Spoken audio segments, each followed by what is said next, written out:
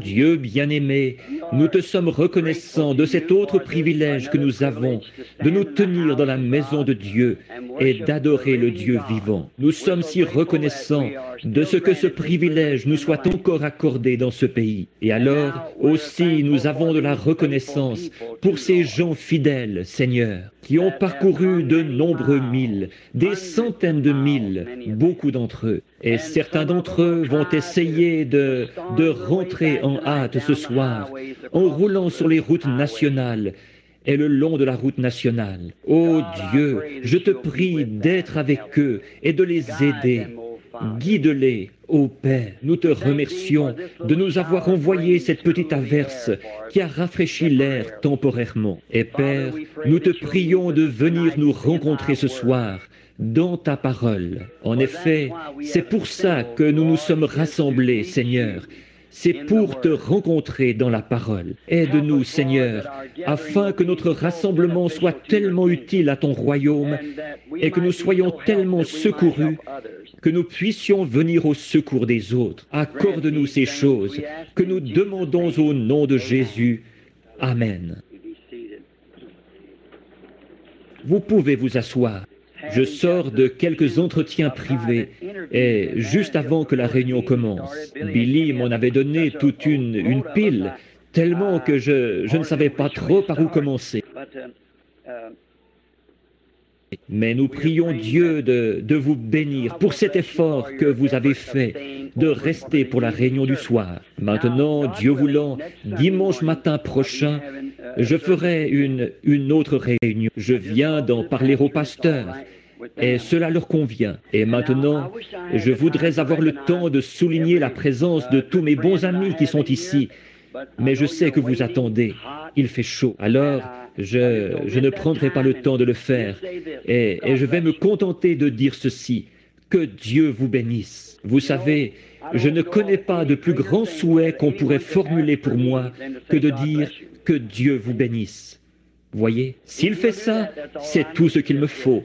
Juste ça. Je trouve que c'est la plus belle parole du système linguistique. Que Dieu vous bénisse. Et bon, et je sais qu'il le fait. Et comme je le disais à ma femme il y a quelques instants, j'essayais de prendre un bain et je n'arrivais pas à me sécher. Je m'essuyais et après j'étais encore mouillé. Je m'essuyais et je n'arrivais même pas à mettre ma chemise. C'est un peu différent à Tucson. Il fait à peu près 2 fois plus chaud qu'ici, mais ce qu'il y a, c'est qu'on n'a pas de sueur. Il n'y a aucune humidité dans l'air. Alors ça s'évapore dès qu'on sort. On met un bassin d'eau là et il n'y en a plus. On ne peut pas transpirer. Parce que c'est tout simplement absorbé avant qu'on puisse transpirer. On transpire, oui, mais ça ne se voit jamais. Alors ici, j'ai essayé, je me suis donné un mal fou pour me sécher. Alors, et je suis trempé en ce moment. J'étais là-bas dans la pièce et nous y avons fait venir 7 ou 8 personnes, des cas urgents, et qu'il fallait voir tout de suite.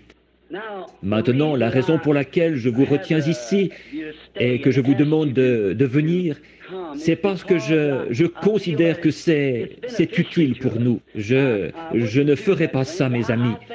J'ai trop d'estime pour vous, pour faire ça. Juste de venir pour entendre parler quelqu'un, ou pour écouter ce que moi je pourrais avoir à dire, ou quelque chose. Je ne ferai pas ça. Ce ne serait pas bien. Ce ne serait pas de montrer que je vous aime, juste de venir comme ça. Et je ne crois pas que vous venez, même si je sais que vous m'aimez, comme moi je vous aime. Et alors, je le sais. Sinon, vous ne feriez pas les choses que vous faites. Alors, j'ai assez d'estime pour vous.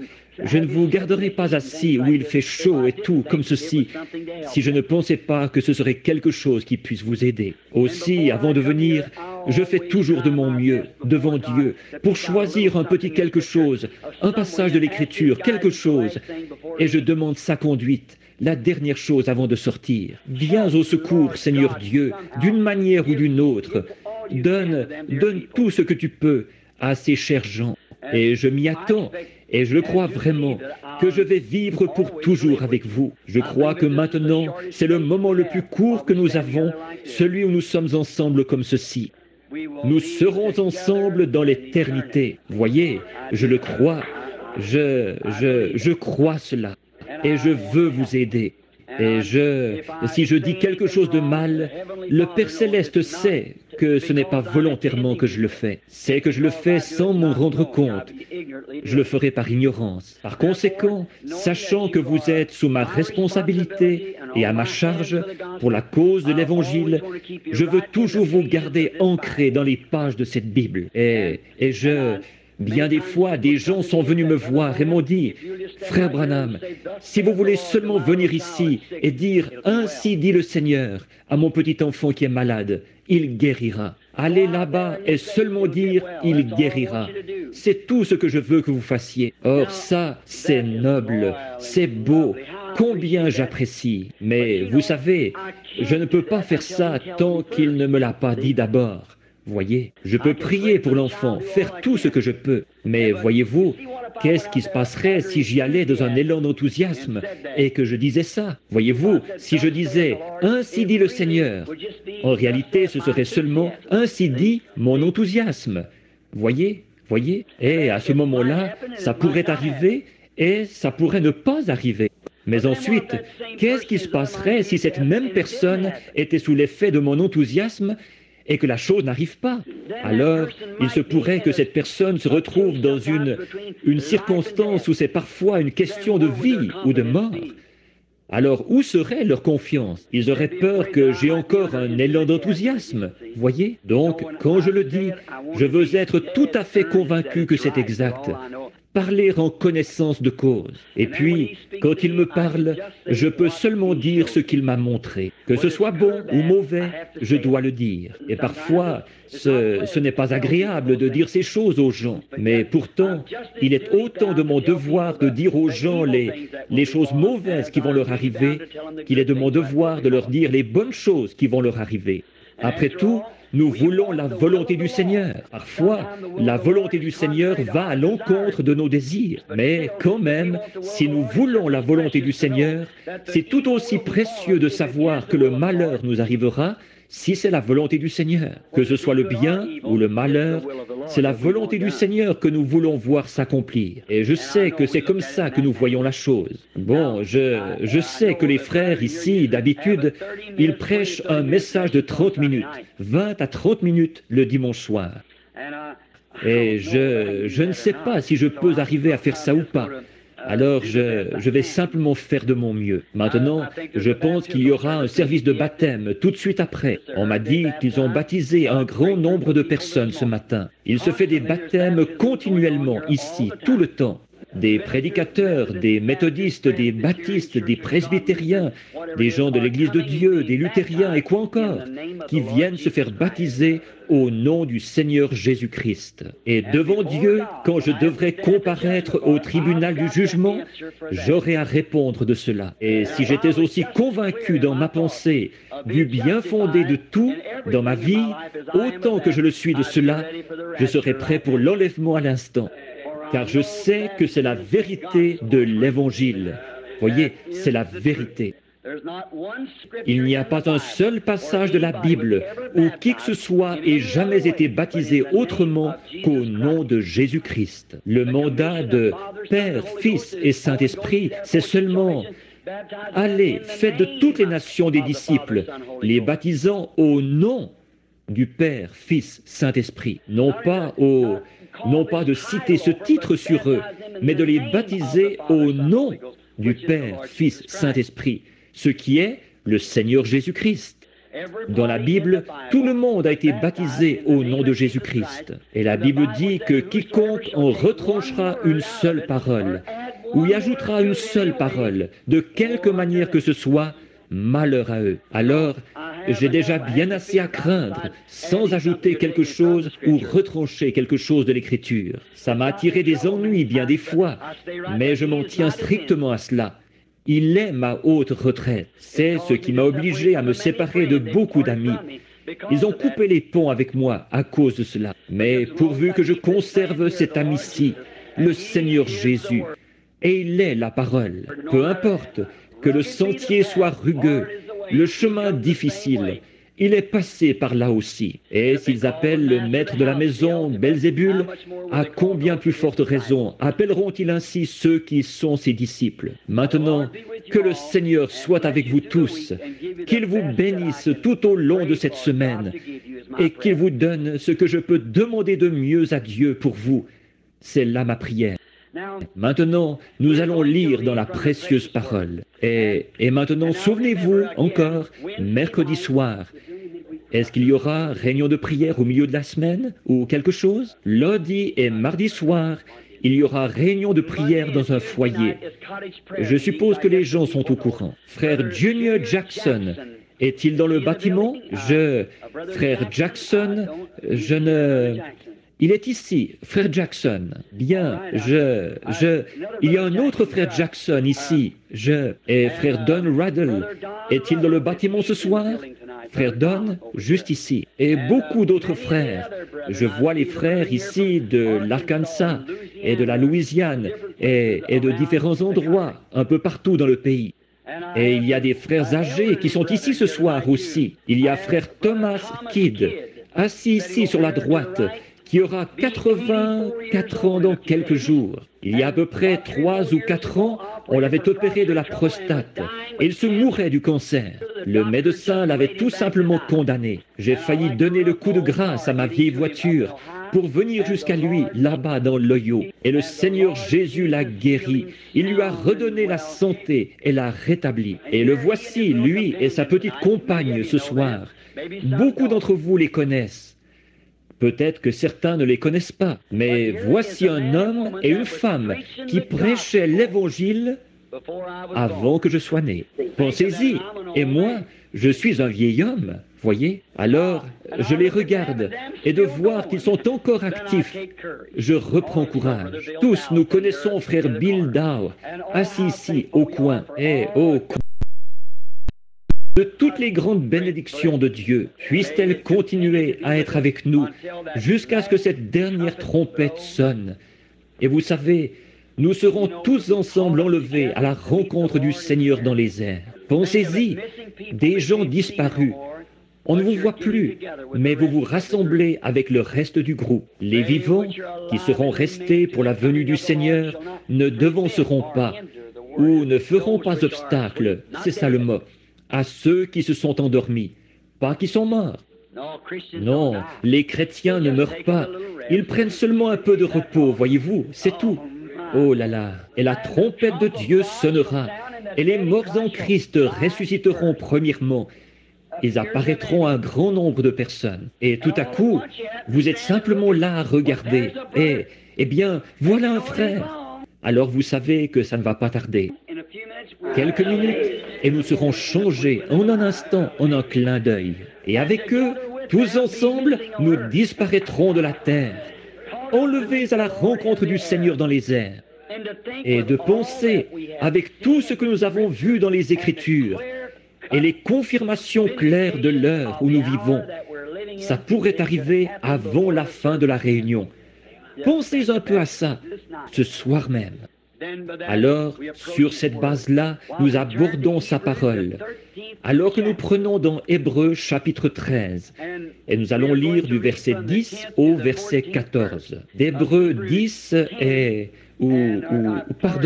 Hébreux 13, 10 à 14. Maintenant, comme je l'ai déjà dit, quand nous promettons fidélité à la patrie, ce qui est très bien, nous nous levons toujours pendant que nous promettons fidélité à la patrie. Et tous les autres événements importants, nous nous levons par respect où nous faisons un salut et tout pour notre pays. Et quand ils jouent The Star Spangled Banner, nous nous tenons au garde à vous. Aussi nous qui sommes des soldats chrétiens, tenons-nous au garde à vous pendant que nous lirons la parole de Dieu.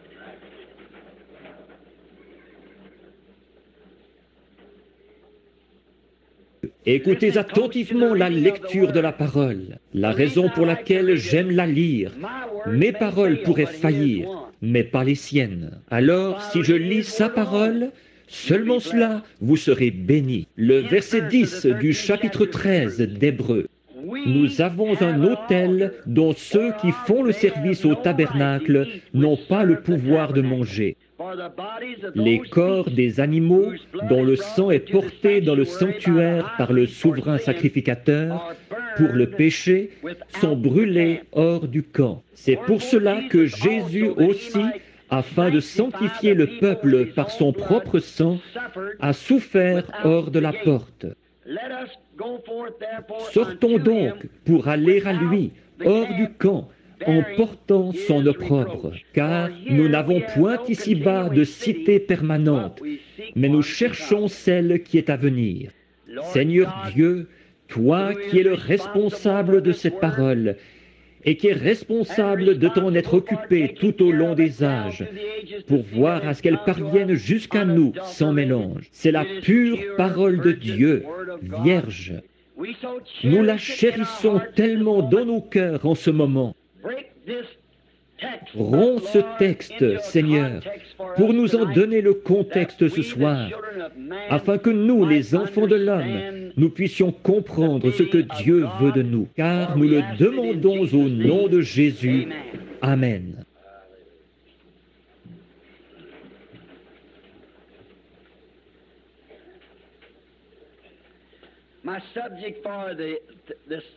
Mon sujet de ce soir, c'est sortir du camp. C'est quelque chose comme petit sujet, un peu bizarre. Mais vous savez, d'habitude, on trouve Dieu dans des choses bizarres. Le monde s'encroute tellement dans ses habitudes que tout ce qui sort de la tendance habituelle devient quelque chose de bizarre. Comme j'ai prêché ici il y a quelques jours, ici au tabernacle, sur le drôle d'oiseau. Le fermier est un drôle d'oiseau pour l'homme d'affaires est un drôle d'oiseau pour le fermier. Le chrétien est un drôle d'oiseau pour l'incroyant, et ainsi de suite. Il faut bien être le fou de quelqu'un. Alors, tout ce qui sort de l'ordinaire, vous devenez un peu comme un fou par rapport à la tendance habituelle. Et c'est pourquoi le peuple de Dieu et ses prophètes et ses messagers au long de l'âge, qui ont porté son message qui venait de la parole, ils ont passé pour fous aux yeux de ceux de l'extérieur. Noé était un fou aux yeux de ce monde très intellectuel auquel il prêchait. Noé, certainement qu'il était un fou aux yeux de Pharaon. Il avait son pied sur le trône et ensuite il y a renoncé pour une bande de tripoteurs de boue. Voilà ce qu'il pensait. Et Jésus était un fou aux yeux des gens. Et tous les autres qui ont œuvré et vécu pour Dieu, ils ont passé pour fous. Ils ont été obligés de sortir du camp où ils étaient. De plus en plus, j'ai des raisons de croire que les gens ne parviennent pas jusqu'à Christ. Bon, je suis ici pour essayer d'aider par tous les moyens possibles et pour être aussi clair que possible dans ce que je vais vous annoncer. Et je vous demande de bien vouloir être patients avec moi. Comme je regarde et que je prêche d'un bout à l'autre du pays et que j'observe les gens, je suis tout à fait convaincu que les gens ne parviennent pas jusqu'à Christ. Et je crois que c'est l'ennemi qui met des bâtons dans les roues. En effet, la raison pour laquelle je crois ceci, ce n'est pas lui l'objet vers lequel ils ont été dirigés. Ils ont été dirigés soit vers un dogme, une doctrine, un parti, une expérience, une sensation, ou quelque chose comme ça, au lieu d'être dirigés vers Christ, la parole. C'est pour ça, je pense, que les gens font reposer leur destination éternelle sur un dogme quelconque, ou sur une sensation quelconque. Par exemple, certains disent « J'ai dansé dans l'esprit, j'ai parlé en langue, j'ai senti du feu partout sur moi. » Savez-vous que toutes ces choses-là peuvent être imitées par le diable? Il n'y a qu'une seule chose qu'il ne peut pas imiter, c'est la parole. Pendant le débat entre lui et Jésus, Jésus l'a vaincu à tous les coups. Il est écrit, la parole.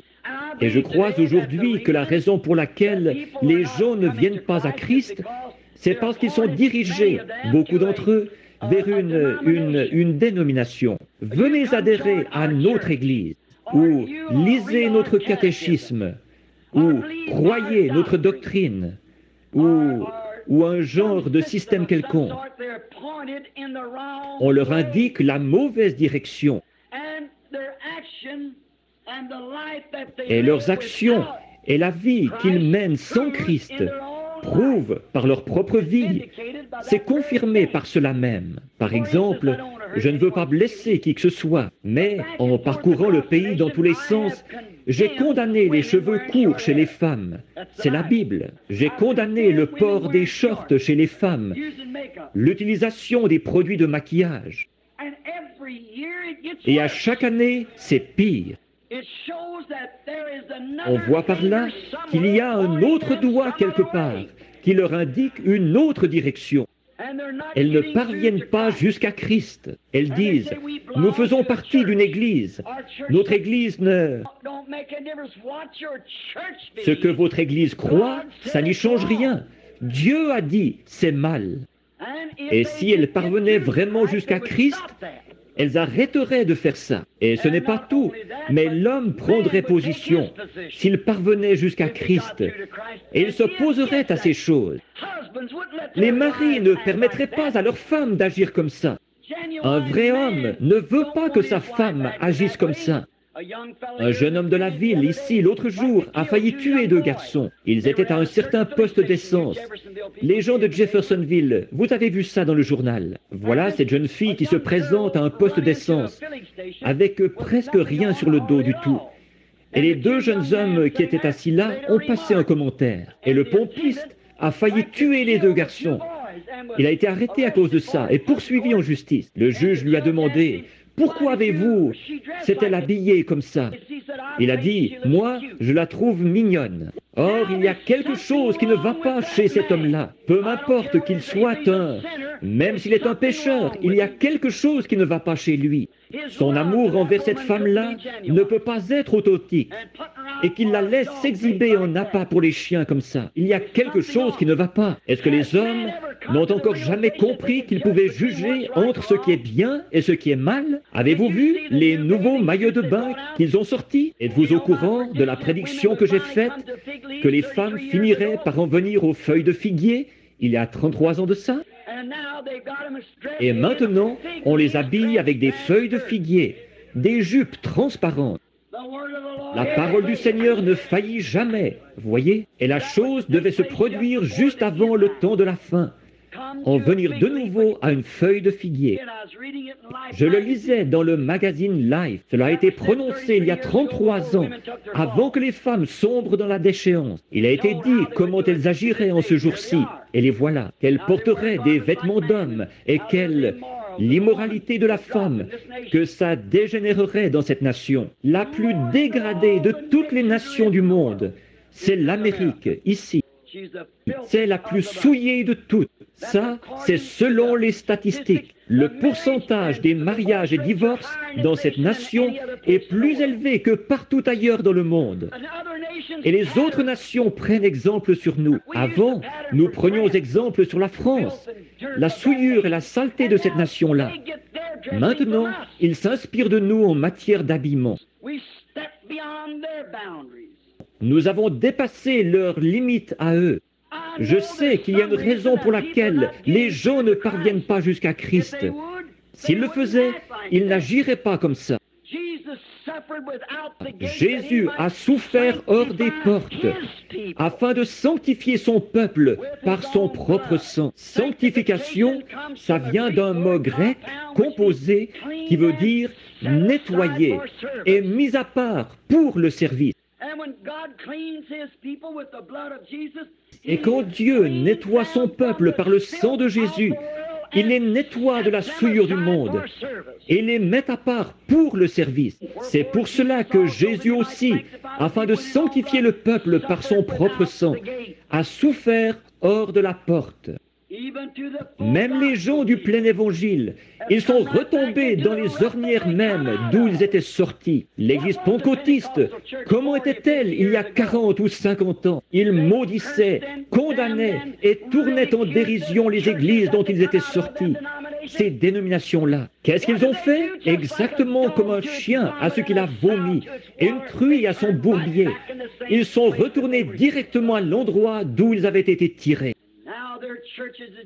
Et maintenant, leurs églises sont tout aussi souillées que les autres. C'était quelque chose, comme je le disais ce matin, comme les gens sont comme Pierre qui disait dans Matthieu 17, 4 à 8, où il disait « Il est bon que nous soyons ici, dressons 3 tentes », mais l'Esprit leur a dit de ne pas le faire. Il a dit « Celui-ci est mon Fils bien-aimé, écoutez-le ». Et il est la parole. C'est lui que nous devons considérer, la parole, et non notre enthousiasme ou quelque chose d'autre. Il est ma parole, écoutez-le. Et qu'est-ce qu'ils ont vu après que cette voix leur a eu parlé? Même Moïse et Élie n'étaient pas là. Il n'y avait pas de credo non plus. Il ne restait plus que Jésus seul. Et il est la parole. C'est tout ce qu'ils ont vu. Donc, sortir hors du camp. Nous voyons que sur l'emplacement de leur camp, à l'occasion de cet événement glorieux, là-haut sur la montagne de la Transfiguration, que Pierre a appelé plus tard la Sainte Montagne, c'est là qu'il est venu les rencontrer. Or, je ne crois pas que l'apôtre voulait dire que la montagne était sainte. Il voulait dire qu'il y avait un Dieu saint sur la montagne. Ce n'est pas la Sainte Église. Ce ne sont pas les gens saints. C'est le Saint-Esprit dans les gens. Le Saint-Esprit est saint. Il est votre directeur et votre conducteur. Et nous voyons sur l'emplacement de ce petit camp, là-haut sur la montagne de la Transfiguration, quand ils ont reçu le mandat d'écouter, le seul mandat qu'ils ont reçu, c'était d'écouter la parole. Tout ce qu'ils ont vu, ce n'est pas un credo. Ils n'ont absolument rien vu d'autre que Jésus. Et il est la parole, faite chair. Comme c'est beau, le même camp par rapport à celui qu'il y avait dans le Jardin d'Éden. Quand Dieu a fortifié son Église dans le Jardin d'Éden, son peuple, il y avait un seul mur derrière lequel ils devaient se retrancher. C'était la parole. Ils avaient un seul bouclier, une seule armure, une seule chose, parce que Dieu savait ce qui allait vaincre le diable, et c'est la parole. Jésus a fait la même chose. C'est la parole, il est écrit, et Satan a essayé de l'enrober, non pas de la citer, de la lui enrober. Et Jésus a dit, il est aussi écrit. Or, nous devons nous en tenir à cette parole. Et dans ce petit camp qu'ils avaient là, Pierre, Jacques et Jean, et Jésus, Moïse et Élie. Et dans leur camp, ils ont vu l'armée céleste, l'ombre ou la colonne de lumière suspendue dans cette nuée qui a transfiguré le Seigneur Jésus. Et au moment où ils étaient prêts à former une dénomination, une pour la loi et une pour les prophètes, et ainsi de suite, la voix dit « Celui-ci est mon Fils bien-aimé, écoutez-le ». Donc, le mandat qu'ils ont reçu, c'était exactement le même qu'en Éden. Tenez-vous-en à la parole. C'est ça, le camp de Dieu pour son peuple. Il semble qu'aujourd'hui, c'est un jour où les gens sortent des limites du camp. Dans tout, ils sortent des limites. Vous savez, il y a quelque temps, on m'a dit que maintenant ils ont un avion à réaction qui peut... C'est ce qui fait ce vacarme qu'on entend dans les environs, ce qui fait trembler les fenêtres. C'est quand l'avion a pris tellement de vitesse qu'il franchit son propre son, ce qu'on appelle le mur du son. Et quand il franchit le mur de son propre son, il n'y a presque aucune limite à ce qu'il peut faire. Je pense que nous tirons une leçon de là. Quand nous franchissons le mur de notre propre son pour entrer dans la parole de Dieu, alors il n'y a aucune limite à ce que Dieu peut faire avec un homme qui est prêt à sortir du camp de l'homme, j'entends. Maintenant, nous voyons là, sortir du camp, sortir de ceci. Je vois que Satan, lui aussi, il entraîne son peuple à sortir du camp de la raison, à sortir du camp du bon sens. Satan qui entraîne son peuple à sortir du camp de l'autre côté. Dieu qui entraîne son peuple à sortir du camp de cet autre côté, ici. Et Satan les a fait sortir du camp de la simple décence. Quand on en arrive au point où les gens, et qu'ils puissent se conduire et agir et s'en tirer en faisant les choses qu'ils font aujourd'hui, côté moralité. Je n'arrive pas à concevoir qu'un homme puisse exhiber sa femme, habillée comme ça, et ensuite claquer quelqu'un pour l'avoir insulté. Cela dépasse les limites du bon sens. Il devrait faire preuve de plus de jugement. Cela dépasse les limites de la simple décence. Où est le point d'arrêt? Vous qui avez mon âge, homme ou femme, je pourrais vous demander ceci. Qu'est-ce qui serait arrivé si ma mère ou votre mère, il y a une 50aine d'années, était sortie dans la rue en portant un de ces shorts ou un bikini ou le nom que vous donnez à ça? La police les aurait ramassés immédiatement et les aurait fait enfermer à l'hôpital psychiatrique. Une dame qui serait sortie de chez elle en sous-vêtements, elle devrait être à l'hôpital psychiatrique parce qu'il y a quelque chose qui ne va pas mentalement. Et si c'était de la déficience mentale de faire une chose pareille à l'époque, c'est certainement le signe que la folie s'est installée quelque part. C'est encore de la déficience mentale. C'est de franchir les limites de la raison, de la souillure. Et quand un homme peut fumer la cigarette, alors que les médecins lui prouvent que des milliers de gens meurent chaque année à cause de ça, et qu'il va quand même continuer à tirer des bouffées de cigarettes, on dirait bien qu'il y a quelque chose qui ne tourne pas rond mentalement chez cet homme-là. Et quand un homme est frappé d'une commotion mentale et qu'il n'arrive pas à reprendre ses sens, ses activités, il va passer tous les cabinets de médecins du pays pour trouver ce qui ne va pas chez lui. Mais par contre, il restera au bar ou dans sa voiture et il boira jusqu'à ce qu'il soit complètement fou.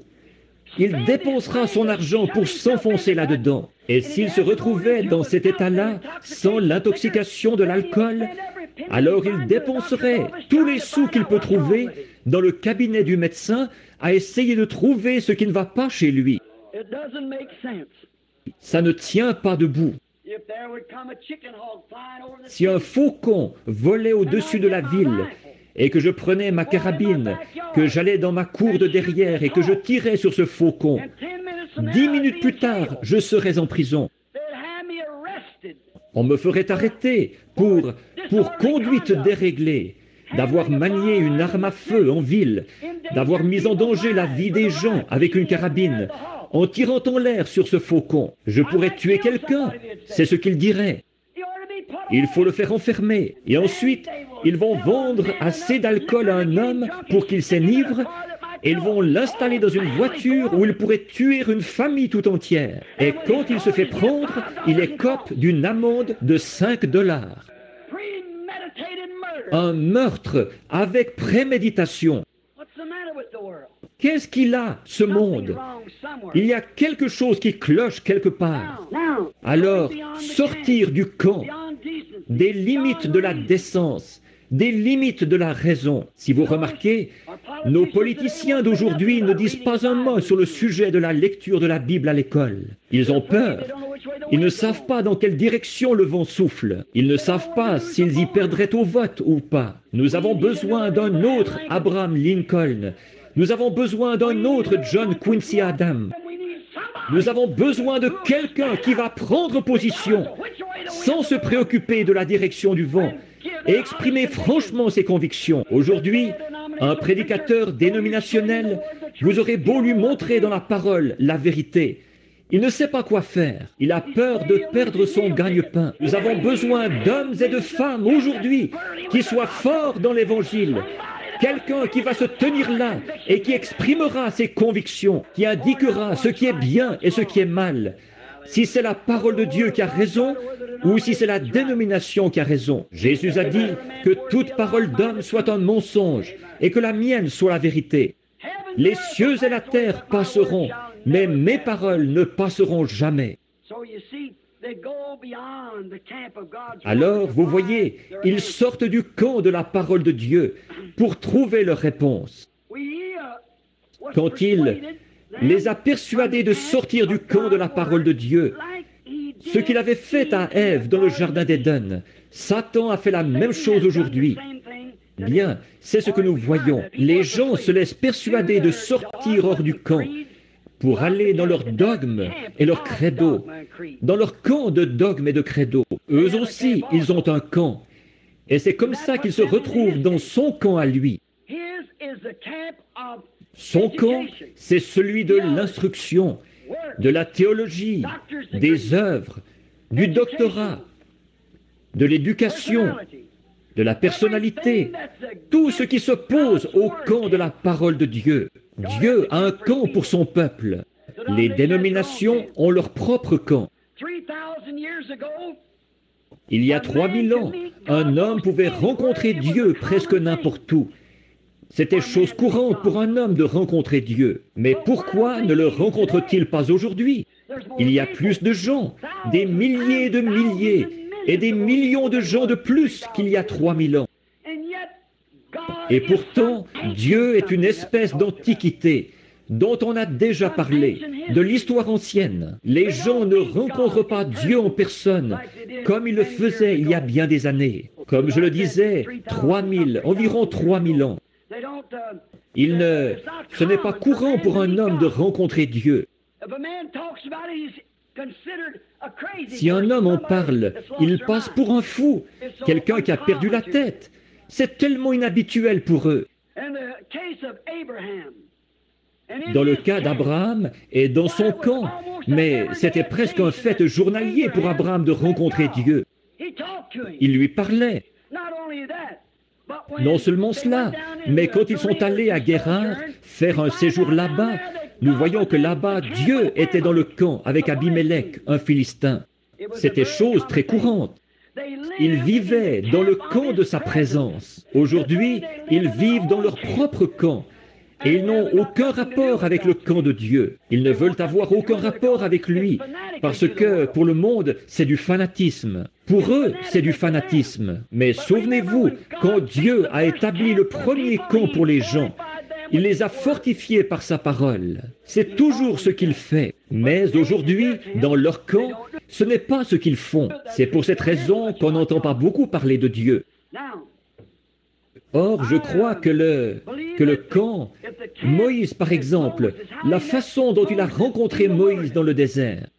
Moïse avait un camp là-bas, où il faisait paître les brebis de son beau-père, Jéthro, derrière le désert. Et un jour, ce vieux berger de 80 ans, il a vu une lumière, une colonne de feu dans un buisson qui brûlait. Et il a rencontré Dieu, un homme qui fuyait Dieu. Le lendemain, parfois de rencontrer Dieu, ça vous fait faire des choses bizarres. Moïse, le lendemain, il était très bizarre. Il a fait asseoir sa femme à califourchon sur un mulet, avec un bébé sur la hanche, et avec sa longue barbe qui pendait, un bâton tordu à la main, il est parti en Égypte pour prendre le contrôle du pays. Ça, c'était vraiment ridicule à voir. Où vas-tu, Moïse? Je m'en vais en Égypte. Pourquoi? Pour prendre le contrôle. Il avait rencontré Dieu. Une invasion par un seul homme. Ça semblait vraiment très étrange. Mais ce qu'il y a, c'est qu'il a réussi. parce qu'il avait rencontré Dieu. C'est comme une seule personne qui irait prendre le contrôle de la Russie. C'est tout ce qu'il faut, une seule personne dans la volonté de Dieu. Moïse était dans la volonté de Dieu, et c'était un bâton tordu qu'il avait à la main. Pas une épée, un bâton. Les choses inhabituelles que Dieu fait. Mais souvenez-vous, Moïse a dû sortir du camp où il avait vécu pour accomplir ceci. En effet, il avait été là-bas avec toute une armée et il n'avait pas réussi. Avec toutes les armées de l'Égypte, il n'avait pas réussi. Mais un jour, Dieu l'a invité à venir dans son camp. Il a dit, « Qui es-tu » Il a dit, « Je suis celui qui suis. » Non pas « j'étais » ou « je serai ». Au temps présent, je suis le Dieu d'Abraham, d'Isaac et de Jacob. J'ai entendu les cris du peuple et je me souviens de ma promesse. Et c'est le moment où elle doit s'accomplir. Je t'envoie, Moïse, avec ce bâton que tu as à la main. Qu'est-ce qu'il y a eu? Bon, les gens ont pensé qu'il était fou. Mais qu'est-ce qu'il avait fait? Il était sorti de son propre camp. Pharaon l'avait instruit pendant 40 ans dans le camp de l'école. Et il avait échoué. Et Dieu a mis un autre 40 ans pour sortir tout cela de lui. Toute son instruction et toute sa théologie, ce qu'il avait appris, il a fallu 40 ans pour faire sortir tout cela de lui. Et ensuite, Dieu l'a utilisé pendant 40 ans. Dieu a beaucoup de mal à préparer son homme. Mais vous voyez, il n'a jamais pu avoir l'emprise sur Moïse tant que Moïse n'est pas sorti de son propre camp, fait de main d'homme, sorti de la manière militaire de faire les choses et de la manière naturelle de faire les choses pour se tourner vers la manière surnaturelle de faire les choses. Ensuite, quand il est entré dans ce camp-là, Dieu a pu l'utiliser.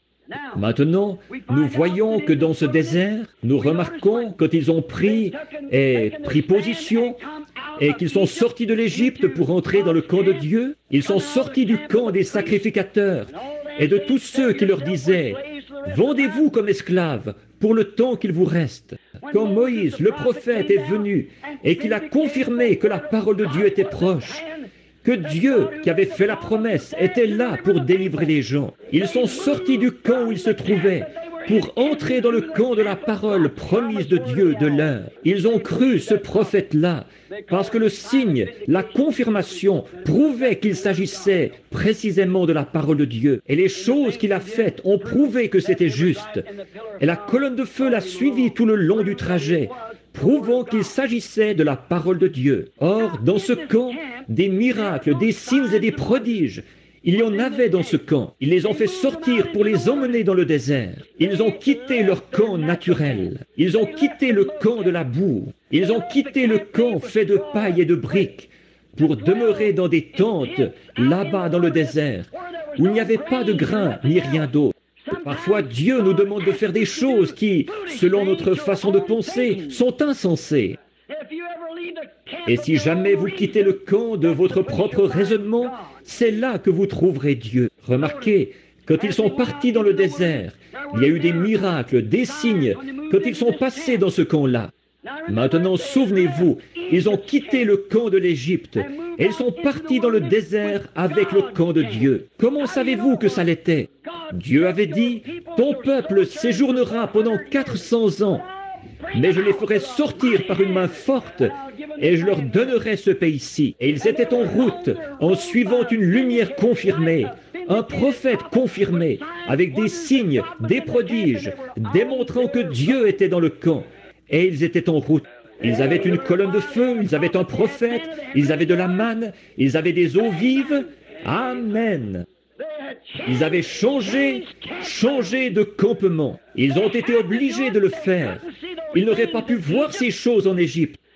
Ils ont été obligés de changer de campement pour pouvoir voir le surnaturel. Et les gens d'aujourd'hui aussi, ils seront obligés de changer de camp, de sortir de ces dénominations qui disent « les jours des miracles sont passés, le baptême du Saint-Esprit, ça n'existe pas. » Et tous ces passages de l'Écriture, là, c'est faux, c'est bon pour un autre âge. Vous serez obligés de changer de campement, de sortir de ce camp-là pour aller là où tout est possible. Toutes ces choses confirmaient sa présence dans le camp. Maintenant, remarquez, alors eux, ils avaient formé un camp fait de main d'hommes, de traditions et de credos, après la mort de Moïse. Et Dieu a traité avec les gens pendant de nombreuses années.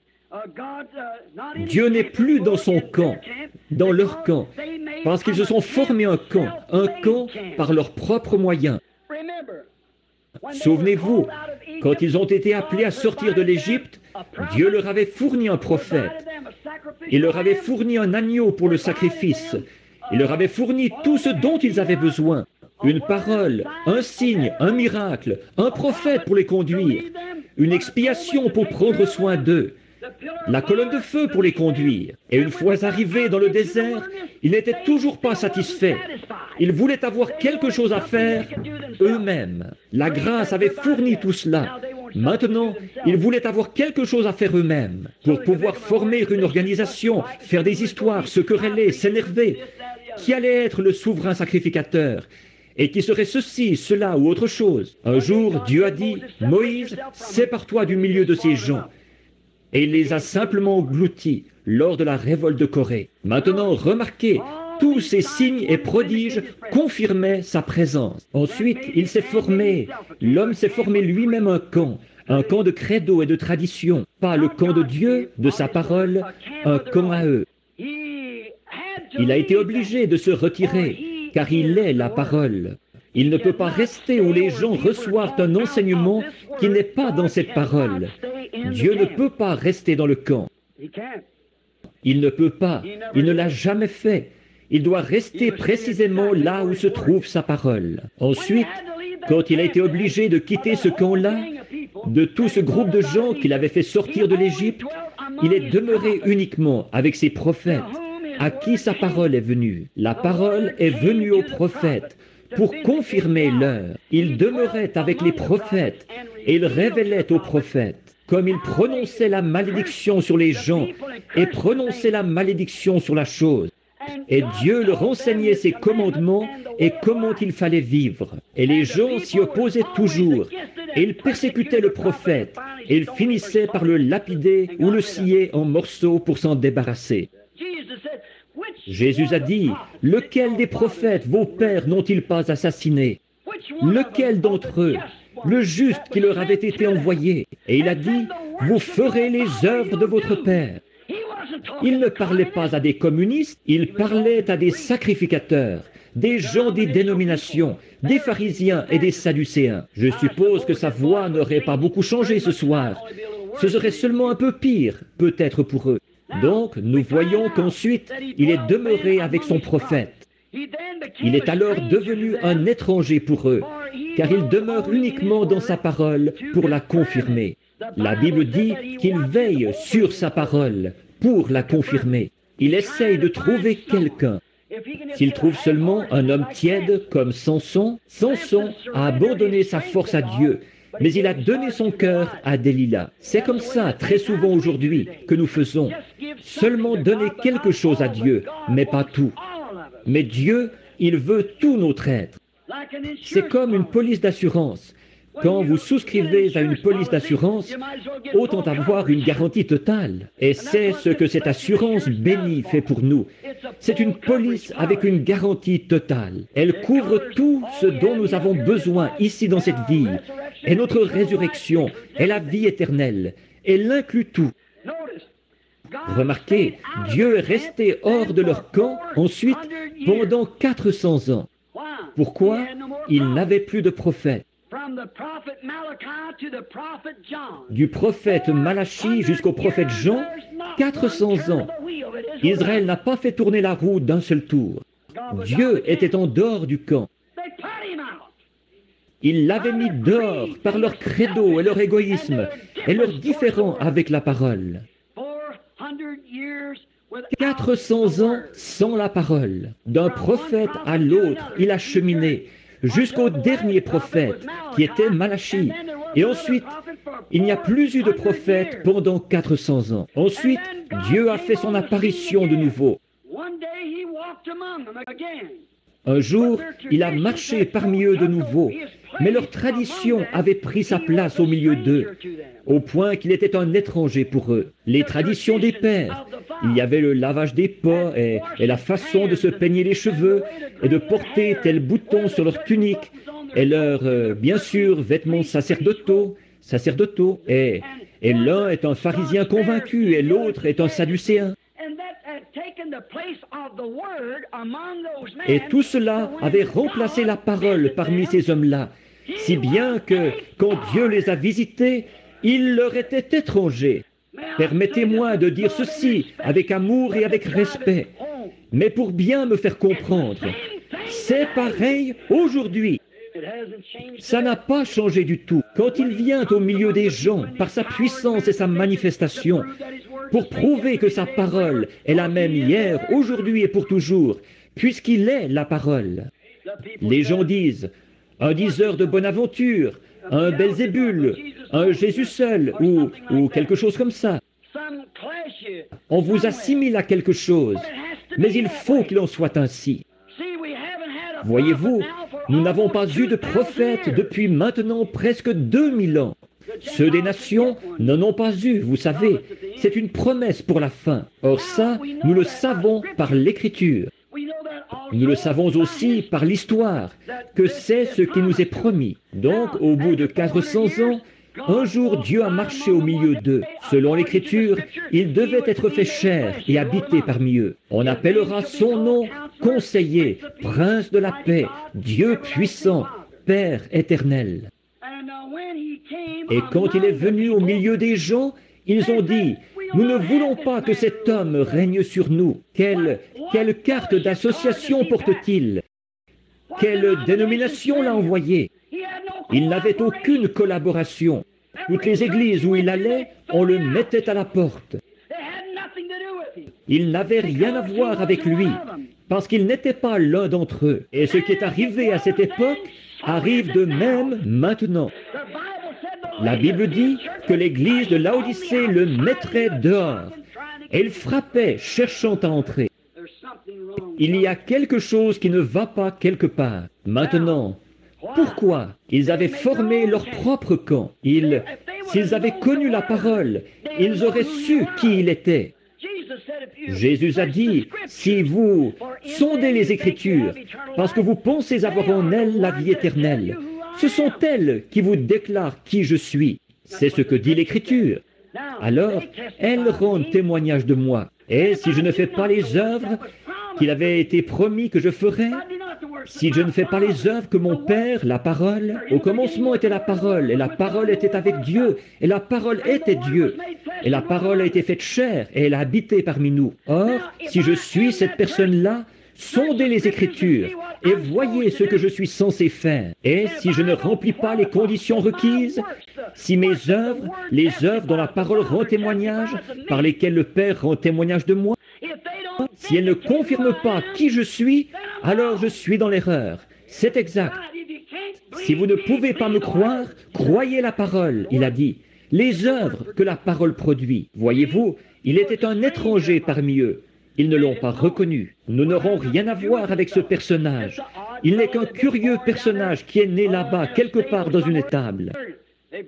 Il croyait que sa mère avait eu ce bébé avant qu'il naisse, ou avant qu'il avait eu ce bébé, qu'il était un enfant illégitime plutôt. Et puis, qu'avant que le bébé naisse, elle était allée se marier avec Joseph.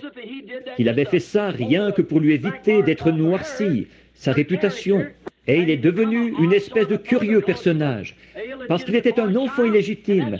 Et c'est pour ça qu'il était comme ça. Et quand il est arrivé, qu'est-ce qu'il a fait? Il a démoli leur credo, renversé leur table, les a chassés du lieu à coups de fouet. Et il a dit, il est écrit. Amen. Avec ça, ils auraient dû savoir qui il était. Il est écrit. Eh bien, ils ne voulaient avoir aucun rapport avec un personnage comme celui-là.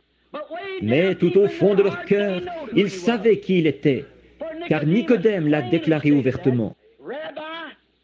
Rabbi, nous les pharisiens, nous savons que tu es un docteur venu de Dieu, car personne ne peut faire les choses que tu fais si Dieu n'est avec lui. Alors, pourquoi ne le confessait-il pas? C'est parce que leur camp avait établi sa frontière, ce qui lui fermait l'accès au camp, ce qui empêchait quiconque de sortir pour aller vers lui. Ils avaient leur propre camp. Il est venu de nuit quand la porte, en fait, était fermée. Mais il a vu que c'était possible pour lui de le rencontrer quand même. Oui, c'est pareil maintenant. Il est devenu un inconnu, un étranger. Ils n'y comprennent rien. Pourquoi y aurait-il ceci et pourquoi y aurait-il cela? Alors que la parole elle-même rend témoignage que ceci, c'est exactement ce qui est censé être fait en ce jour. Nous en avons parlé, et maintes fois, mais c'est la vérité. Pour eux, dans leur camp, il était un fanatique, un violateur de leurs traditions, un trouble-fête dans leurs églises. En fait, rien qu'un diseur de bonne aventure, un spirit, ce qu'on appelle Belzébul. Voilà ce qu'il était. Et je crois que s'il venait au milieu de nous aujourd'hui, il serait la même chose pour nous. En effet, nous avons une tradition, nous avons une dénomination, nous n'arrivons même pas à nous entendre entre nous. Pourquoi? Il n'y a qu'un lieu où les hommes arrivent à s'entendre, c'est sous le sang versé. Et le sang a été versé comme germe de vie pour féconder cette semence, la parole. Sans cela, nos barrières dénominationnelles vont toujours tenir les gens éloignés. Mais il serait un étranger aujourd'hui. On dirait la même chose de lui. On agirait envers lui. On l'expulserait du camp. Et saviez-vous, la même Bible qui dit qu'il serait abandonné des hommes, hommes de douleur, habitués à la souffrance, et qu'ils ont rejeté. Et nous l'avons considéré comme frappé et humilié par Dieu. L'Écriture même qui déclarait cela, qui s'était crié dans son chant, « Mon Dieu, pourquoi m'as-tu abandonné? Tous mes os, ils me regardent. Ils ont percé mes mains et mes pieds. » Pendant qu'ils chantaient cet hymne dans l'église, leur sacrifice, le Dieu qu'ils croyaient servir, ils étaient en train de le crucifier. Il en est de même aujourd'hui.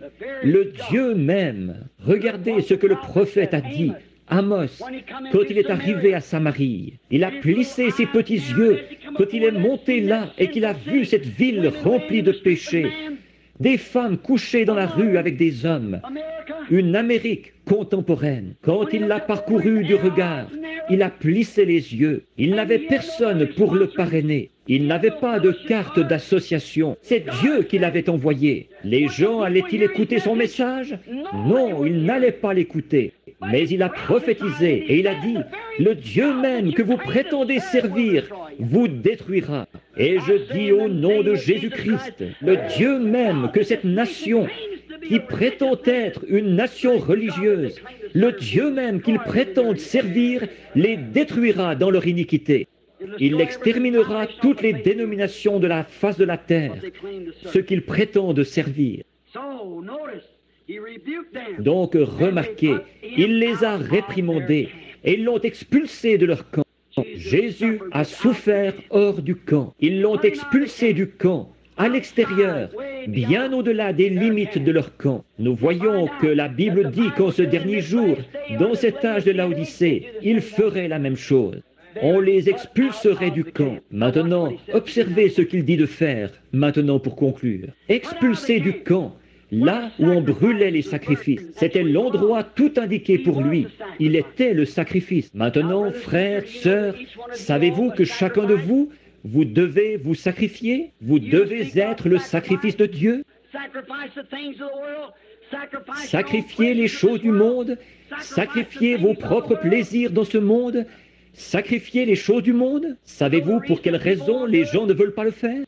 Vous savez, un mouton n'a qu'une seule chose à offrir, c'est sa laine. Et bon, il ne lui est pas demandé de produire ou de fabriquer de la laine cette année. Il lui est demandé de porter de la laine. Il ne nous est pas demandé de fabriquer quelque chose. Il nous est demandé de porter le fruit de l'esprit, c'est-à-dire que ce qu'il y a à l'intérieur du mouton, ce qu'il est à l'intérieur, c'est ce qui produit la laine à l'extérieur. Et quand un homme a Christ à l'intérieur, c'est ce qui le rend semblable à Christ à l'extérieur.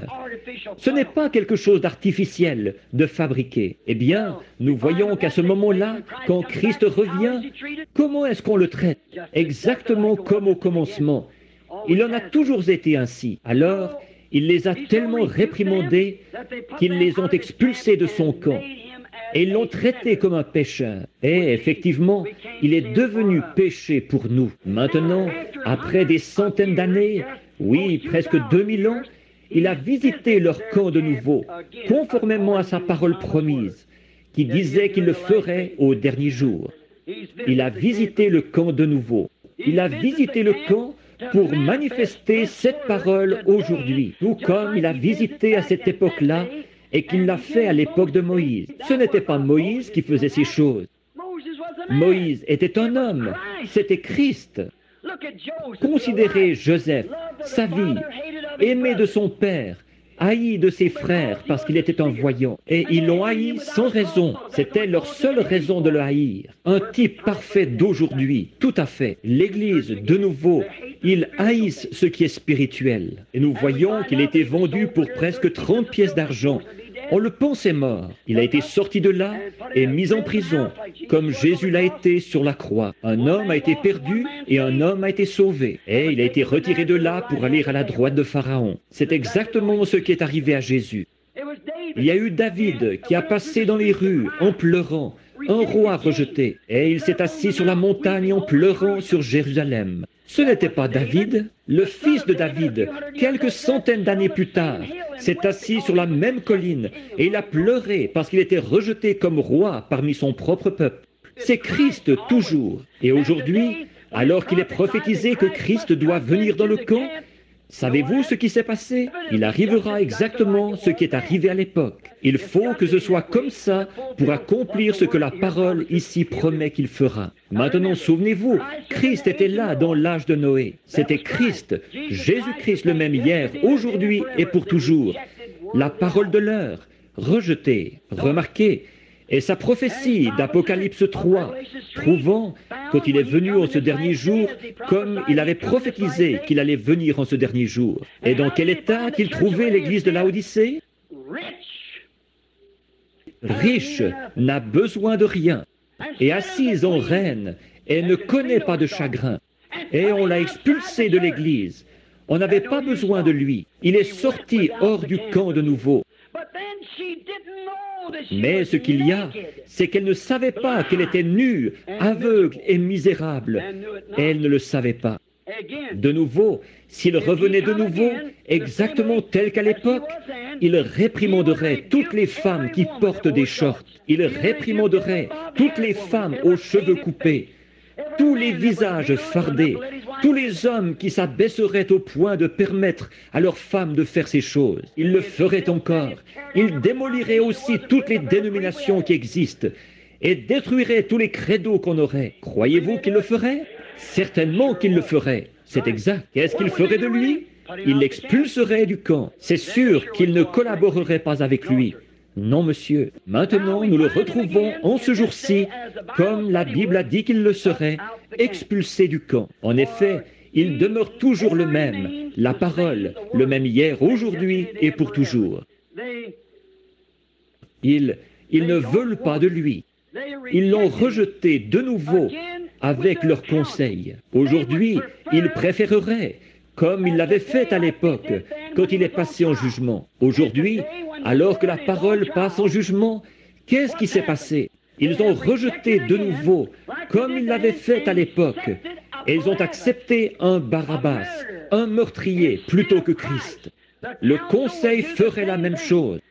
Et aujourd'hui, parce qu'ils ont rejeté la parole et la confirmation parfaite de l'heure, ils se sont vendus et ils ont préféré un Barabbas, le Conseil mondial des églises, un meurtrier de la parole. Il renie sa parole, renie son baptême, renie sa puissance, renie ses signes. Et encore une fois, par un credo ou une tradition, de porter son col tourné vers l'arrière et tout.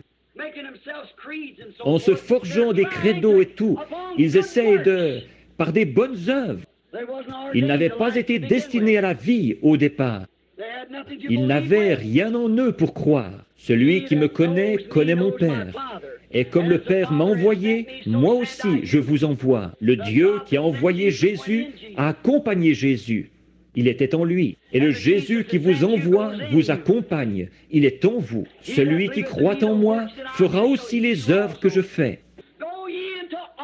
Allez par tout le monde et prêchez l'Évangile à toute la création. Qu'il soit noir, jaune, blanc, brun, quoi qu'il soit. Voici les signes qui accompagneront ceux qui auront cru. Jusqu'où? Par tout le monde et à toute la création. Un jeune prédicateur baptiste, il n'y a pas longtemps, à Tucson, il est venu me voir en disant « Frère Branham, voici votre problème. Vous essayez de faire de cet âge un âge apostolique. » Il a dit « Un âge apostolique pour aujourd'hui, ça n'existe pas. L'âge apostolique est terminé. » J'ai dit « Il est terminé ?» Je ne le savais pas. Il a continué. Eh bien, il l'est. J'ai dit, vous en êtes sûr? Il a dit, bien sûr que j'en suis sûr. Il a dit, très bien, j'ai dit, qu'est-ce qui vous fait croire qu'il est terminé? Il a dit, c'était pour les apôtres. J'ai dit, le jour de la Pentecôte, Pierre a dit, croyez-vous sa parole? Oui, monsieur. Il a dit, repentez-vous, chacun de vous, et soyez baptisés au nom de Jésus-Christ.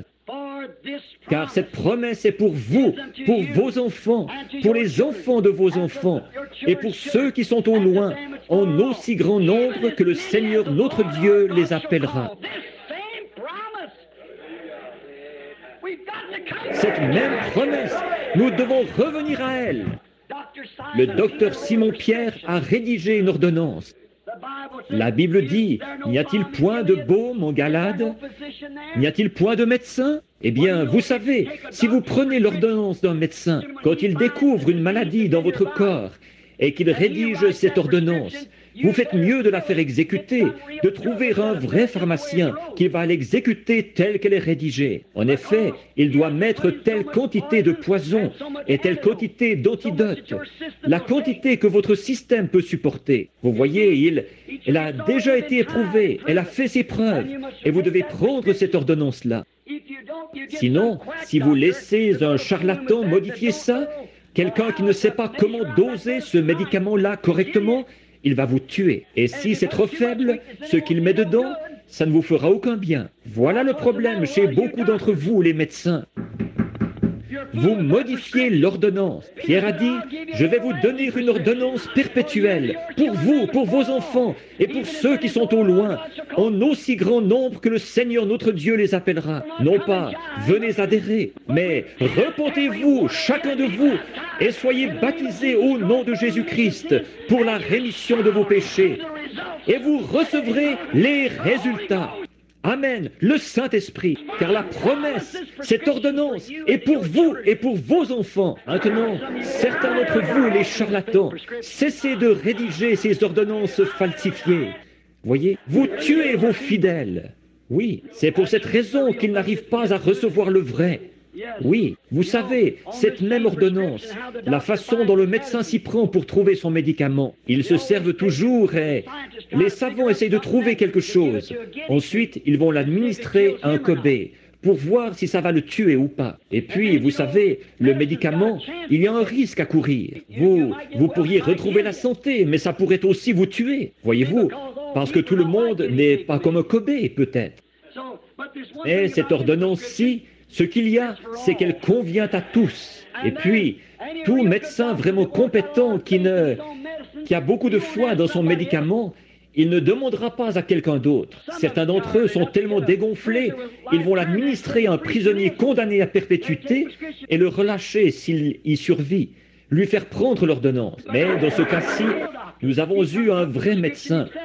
Il est venu et il a pris lui-même l'ordonnance. Voyez, je suis, non pas je serai, je suis la résurrection et la vie, dit Dieu. Celui qui croit en moi vivra, quand même il serait mort. Et quiconque vit et croit en moi ne mourra jamais. Marthe a dit, il a dit, crois-tu cela? Elle a dit, oui Seigneur, je crois que tu es le Christ qui devait venir dans le monde. Les autres auront beau te traiter de tous les noms, moi je l'ai vu. Au calvaire, il a pris lui-même l'injection. Et le matin de Pâques, la mort n'a pas pu le retenir. Je suis la résurrection et la vie. Ils lui ont injecté la mort, mais il est ressuscité, triomphant de la mort, du séjour des morts et de la tombe. Il a pris lui-même l'injection et il a envoyé des médecins qui avaient la révélation de qui il était pour qu'ils rédigent une ordonnance. Qui dit-on que je suis, moi, le Fils de l'homme? Pierre a dit, tu es le Christ, le Fils du Dieu vivant. Il a dit, tu es heureux, Simon, maintenant tu as compris. Je te donne les clés du royaume. Ce que tu liras sur la terre, je le lirai dans le ciel. Si tu délies quelque chose sur la terre, je le délierai dans le ciel. Quand les gens ont vu tout ce qui se passait, ils ont dit, que pouvons-nous faire pour recevoir cette inoculation? C'est là qu'il a lu l'ordonnance. Il a dit, maintenant je vais rédiger une ordonnance. Elle est pour vous, pour vos enfants et pour ceux qui sont au loin, en aussi grand nombre que le Seigneur notre Dieu les appellera jamais. Ne modifiez pas l'ordonnance, vous mourrez. Ils l'affaiblissent tellement aujourd'hui, si bien que ce n'est que de l'eau dénominationnelle. C'est exact. Un liquide d'embaumement qu'ils injectent dans un homme mort pour qu'il soit encore plus mort. Oh, mes frères, il y a une véritable onction. Elle sert à la guérison de l'âme. Seulement, ne modifiez pas l'ordonnance. Prenez l'ordonnance exactement telle qu'elle est rédigée. Dieu est obligé à sa parole. Il n'est pas obligé au credo, au dogme ou à la dénomination. Il est obligé à sa parole. Suivez l'ordonnance. C'est le départ, la base. Commencez. Vous vous êtes engagé alors et vous êtes prêt à vous mettre à l'œuvre. Remarquez, hors du camp, aujourd'hui, ils ont choisi un Barabbas. Alors que l'Évangile a sillonné le monde d'un bout à l'autre, de grands signes et prodiges ont accompagné le réveil. Mais au lieu d'entrer et de passer à l'action, ils s'associent avec Barabbas. Plutôt que d'accepter ces absurdités et tout, dans notre Église, nous garderons le même style que les autres. Maintenant, Rome et tous les autres, ils se sont rassemblés, un Barabbas. Remarquez, à ce moment-là, nous sommes dans ce grand camp-là. Nous sommes invités à sortir de ce camp-là. Jésus aussi, afin de sanctifier le peuple par son propre sang, a souffert hors de la porte. Allons à lui hors de la porte. Observez, en portant son opprobre. Pourquoi jetait-on l'opprobre sur lui? Pas parce qu'il était méthodiste ou baptiste, je peux vous le certifier. Pas parce qu'il était pharisien ou sadducéen. Parce qu'il était la parole confirmée, en portant son opprobre. À cause de quoi? De la parole confirmée. C'est exact, c'est ce qu'il a fait. Il a dit, si je ne fais pas les œuvres de mon Père, ne me croyez pas. Si je ne suis pas la réponse à toutes les questions des Écritures. Le Jésus du Nouveau Testament, c'était le Jéhovah de l'Ancien. Tout à fait exact. Je crois, comme je vous le disais ici, il y a quelque temps, ou quelque part à une réunion. Ce n'était peut-être pas ici. Le Jéhovah de l'Ancien Testament est le Jésus du Nouveau. Vous vous souvenez quand j'étais à la chasse à l'écureuil ce matin-là, et qu'il y a eu ces 3 grandes tiges-là, qui ont tout abouti au même endroit là-bas, sur la montagne. J'étais là à regarder ça. Je me suis approché et j'ai enlevé mon chapeau. J'ai déposé ma carabine, je suis monté. Et une voix qui a secoué les bois a dit, « Le Jésus du Nouveau Testament est le Jéhovah de l'Ancien. Reste fidèle. » Aussi, un peu plus bas, c'est là que les écureuils étaient apparus, alors qu'ils avaient été créés, alors qu'il n'y en avait aucun là. Voyez, c'est la vérité, ça. Voyez, c'est la vérité. Alors Dieu, devant qui je me tiens, sait que c'est la vérité. C'est exact, c'est la vérité. Au Kentucky même, il y a des gens assis ici même ce soir qui étaient présents quand c'est arrivé de nouveau. La même chose, oui, nous savons que c'est la vérité. Le Jésus de l'Ancien Testament, comme quand les Chinois ont commencé à s'installer ici.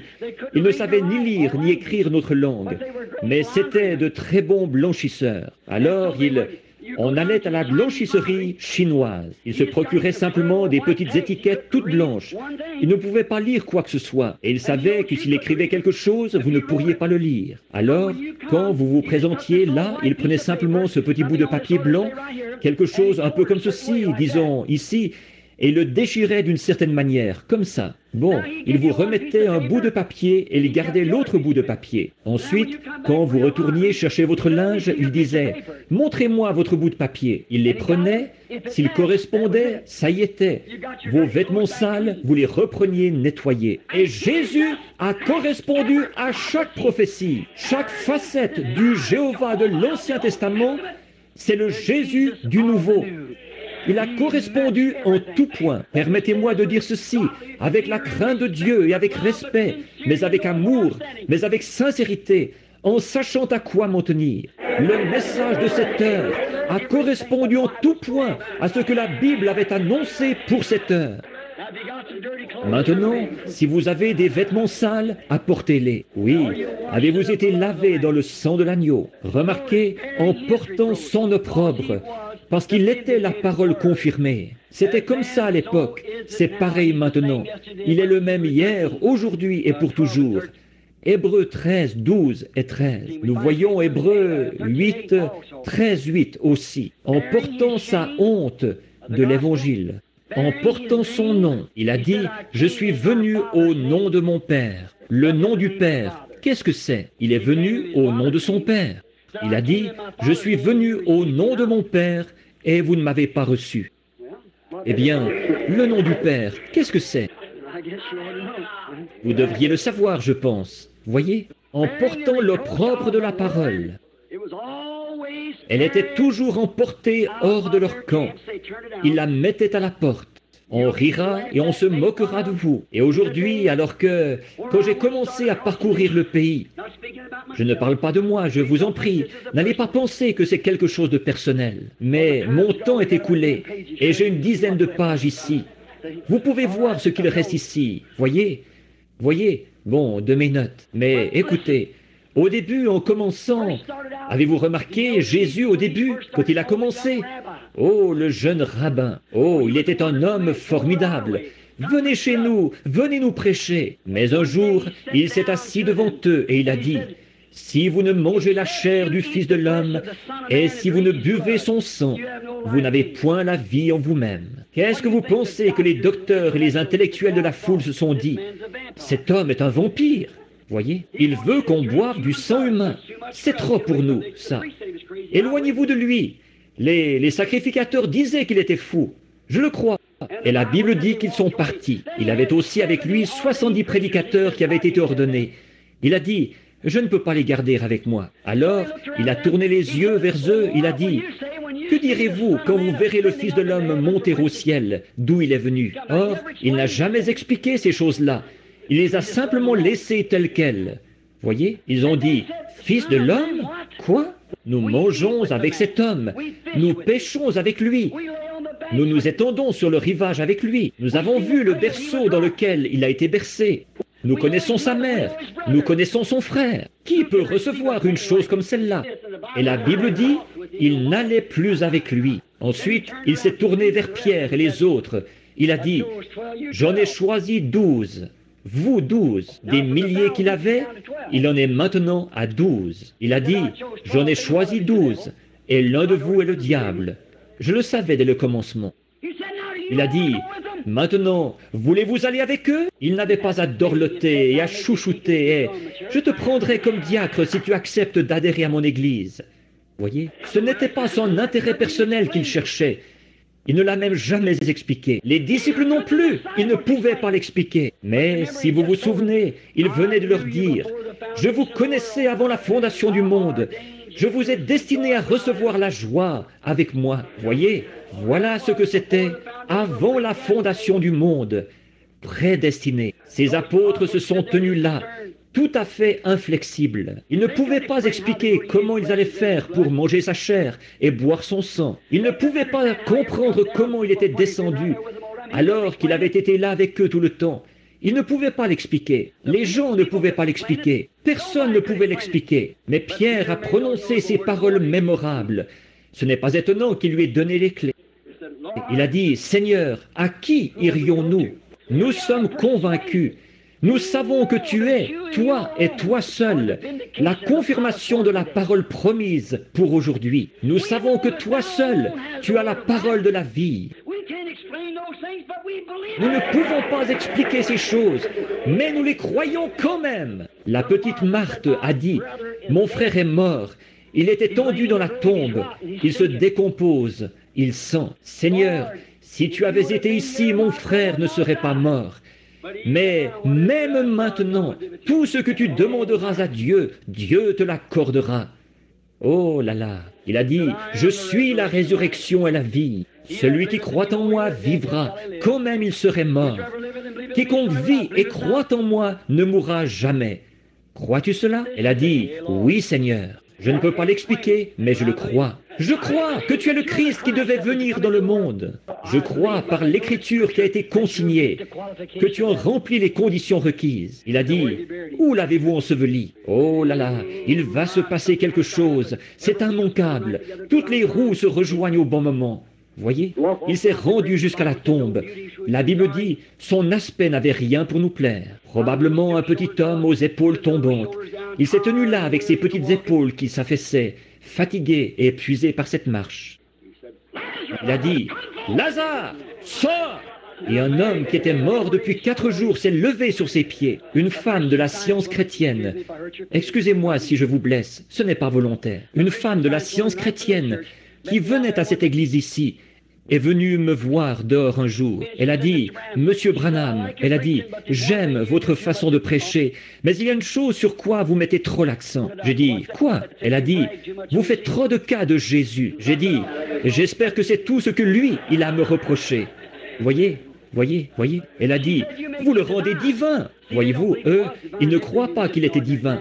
Ils croient qu'il n'était qu'un homme comme les autres, un bon enseignant, un philosophe. Elle a dit, « Vous le rendez divin. » Et il n'était pas divin. J'ai dit, « Oh oui, il l'était. » Elle a dit, « Si je vous prouve par votre propre Bible qu'il n'est pas divin, le croirez-vous » J'ai dit, « Ma Bible dit, je crois la parole, c'est ce qu'il est. » Elle a dit, dans Jean chapitre 11, quand Jésus est allé à la tombe de Lazare, la Bible dit qu'il a pleuré. J'ai dit, quel rapport? Elle a dit, eh bien, ça montre qu'il n'était pas divin. J'ai dit, c'est que vous ne voyez pas qui était cet homme.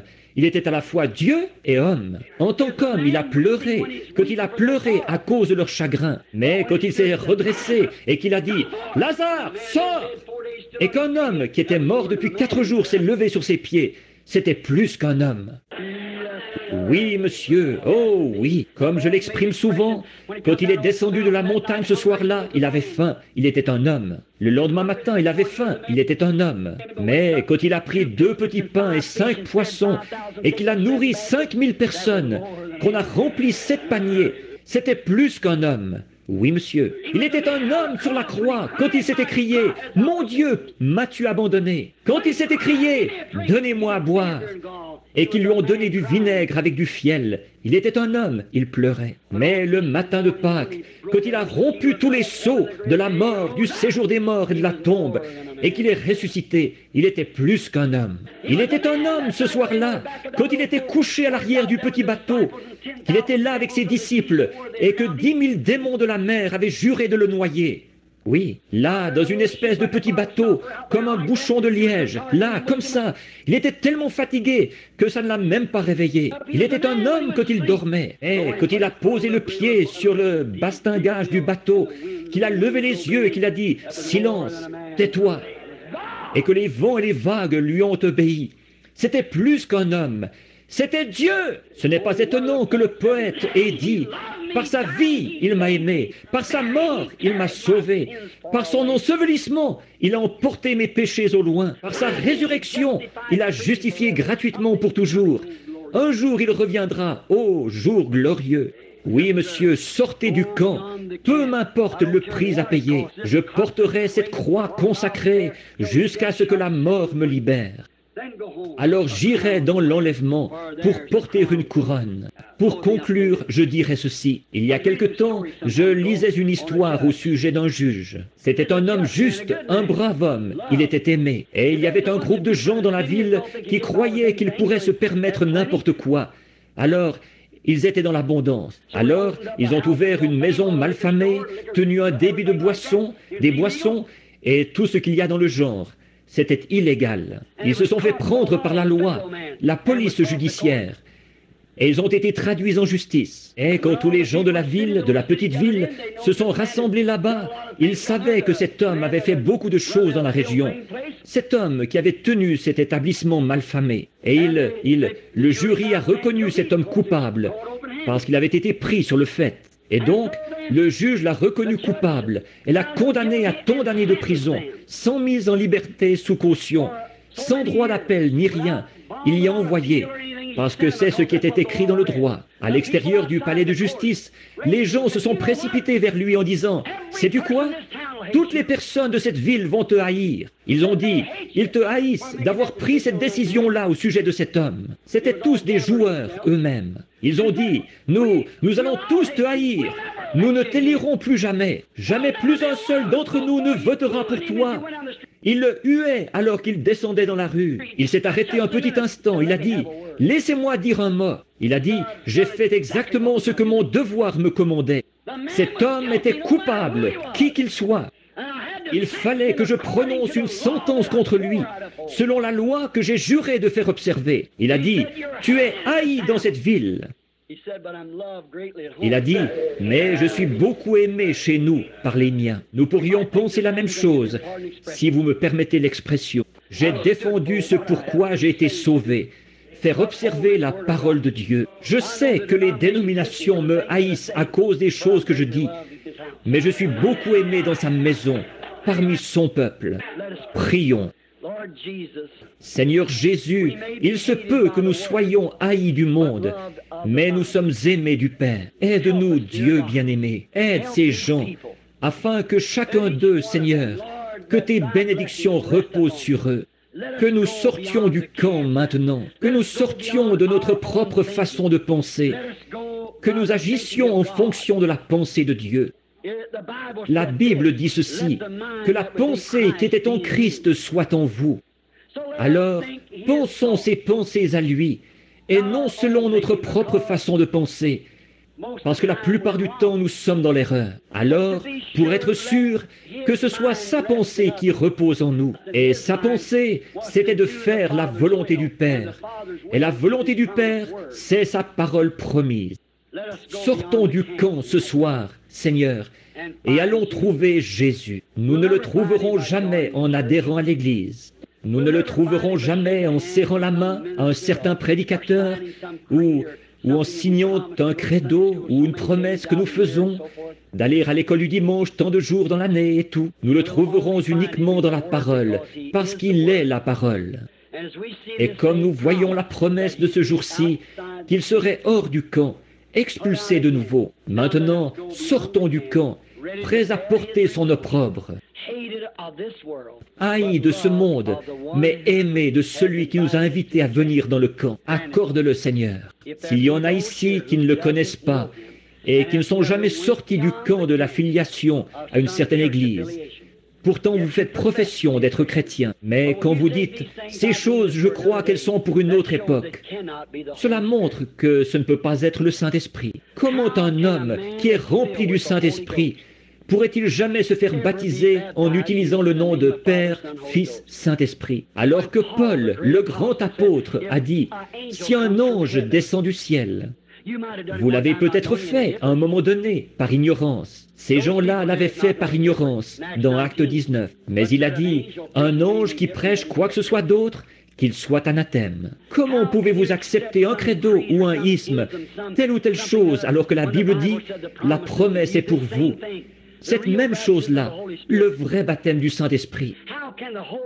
Comment le Saint-Esprit, qui a écrit la parole, peut-il être en vous à renier la parole? Comment peut-il renier, alors que le Saint-Esprit lui-même a dit, si qui que ce soit ajoute une seule parole à ceci, ou en retranche quoi que ce soit, je retrancherai sa part du livre de vie. Alors, comment le Saint-Esprit peut-il retrancher quoi que ce soit à la parole, ou ajouter quoi que ce soit à la parole? Mon ami, soit ici ou dans le monde invisible, où ira cette bande, invisible pour nous en ce moment, que ceci pénètre profondément dans votre cœur, après le message d'enseignement de ce matin, en voyant où nous en sommes. Si vous n'avez encore jamais accepté cette ordonnance dont j'ai parlé tout à l'heure, ne voulez-vous pas la recevoir? Nous sommes ici pour faire tout ce que nous pouvons pour vous, afin de vous aider. Je suis seulement un témoin. Je fais seulement de la propagande. Comme nous avons à Louisville en ce moment le Congrès démocrate du Kentucky. Ils sont en train de bâtir la plateforme électorale de leur candidat. Moi aussi, je baptise une plateforme pour mon Seigneur. Ne voulez-vous pas le recevoir ce soir? Qu'il soit à vous, avec nos têtes inclinées et nos cœurs aussi en ce moment. Voulez-vous simplement lever vos mains et dire à Dieu, « Pas à moi, je ne suis qu'un homme. » Levez vos mains vers Dieu et dire, « Ô Dieu, sois miséricordieux envers moi. Je veux réellement toutes ces choses dont on m'a parlé. Je veux sortir du camp. On dira ce qu'on voudra, ça m'est égal. Que Dieu vous bénisse. Oh, regardez les mains, regardez les mains. Je veux sortir hors du camp. Peu importe le prix qu'il me faudra payer, je prendrai ma croix et je la porterai chaque jour. Je sortirai du camp, peu importe ce que les gens diront de moi. Je veux le suivre hors du camp. Je suis prêt à y aller. Père Céleste, tu as vu ces mains. Peut-être 100 personnes ou plus dans le bâtiment ont levé la main. Seigneur, il y a quelque chose qui est près d'eux en ce moment. Une autre personne, la personne de Christ, celui qui est invisible à l'œil naturel. Et c'est lui qui les a poussés à prendre une décision. Dans leur propre vie, ils savent, quand ils se regardent dans la glace, ils voient qu'il leur manque quelque chose. Et ils veulent que leur vie soit façonnée selon la promesse de Dieu. Et ils ont levé la main avec une sincérité profonde. Aide-les, Seigneur, à venir à la grande porte ce soir de la bergerie. Puissent-ils entrer gentiment et humblement? Accorde-le. Ils sont à toi, Seigneur. Parle à leur cœur. Ils n'auraient pas pu prendre cette décision-là. Ils n'auraient pas pu lever la main sans qu'il y ait eu quelque chose de surnaturel. Cela montre qu'il y a une vie là, quelque part. En effet, selon la science, la pesanteur nous empêcherait de lever les mains. Mais il y a quelque chose qui les a frappés, leur faisant défier la loi de la pesanteur et lever la main vers le Créateur qui les a amenés ici. Oui, je veux aller jusqu'au bout. Je veux sortir du camp ce soir. Seigneur, le baptistère est prêt pour la première démarche après la repentance. Ensuite, c'est d'être baptisé avec une promesse de recevoir le Saint-Esprit. En ces derniers jours, un appel à revenir à la foi originelle, l'ordonnance originelle. Nous voyons trop de gens qui sont éloignés de Christ, qui se meurent pour avoir pris ces autres ordonnances, faites de main d'homme. Elles peuvent faire très bien l'affaire dans leur dénomination, mais Seigneur, je veux ton ordonnance à toi. C'est toi notre médecin. Il y a un médecin, il y a un baume en Galade. Il y a un médecin qui est ici ce soir pour guérir toutes les âmes qui sont malades à cause du péché, pour guérir tous les êtres physiques, grand médecin de tous les âges, grand créateur des cieux et de la terre. Viens maintenant, s'il te plaît, au milieu de nous et parle-nous, au nom de Jésus-Christ. Pendant que chacun prie dans son cœur, Seigneur Jésus, aide-moi en ce moment. Et si vous n'avez jamais été baptisé et que vous êtes convaincu, je n'ai pas prêché sur le baptême, mais que vous êtes convaincu que vous devriez vous faire baptiser du baptême chrétien, la seule manière dont tout chrétien, qu'est-ce qui se passerait si vous arriviez là-bas, baptisé d'une autre manière? Alors que ce même Jésus a dit, celui qui retranchera une seule parole, ou ajoutera une seule parole, la part de celui-là sera retranchée du livre de vie. Jésus l'a dit, et il a dit, toutes les Écritures sont inspirées et doivent s'accomplir. Maintenant, vous savez ce qu'il en est. Qu'est-ce que vous allez en faire? Si vous avez seulement eu une sensation ou quelque chose, je crois aux sensations. Si vous avez seulement dansé dans l'esprit, parlé en langue, ça aussi j'y crois. Mais si vous n'êtes pas allé plus loin et que l'esprit que vous avez en vous vous dit de ne pas suivre la parole, alors que vous savez qu'elle est juste, il y a quelque chose qui ne va pas avec cet esprit-là. Ce n'est pas le Saint-Esprit, c'est impossible. Voyez-vous, il identifierait sa propre parole. Ça, vous le savez. Préparez à venir maintenant, pendant que nous prions. Jésus de Nazareth, approche-toi maintenant et parle à chaque cœur. Je te les confie. Puisse-t-il être? Toutes ces mains, ce sont des trophées du message, Seigneur, venant de toi et de ta grande et auguste présence qui est avec nous en ce moment. Et sensible à l'esprit peut détecter que tu es ici.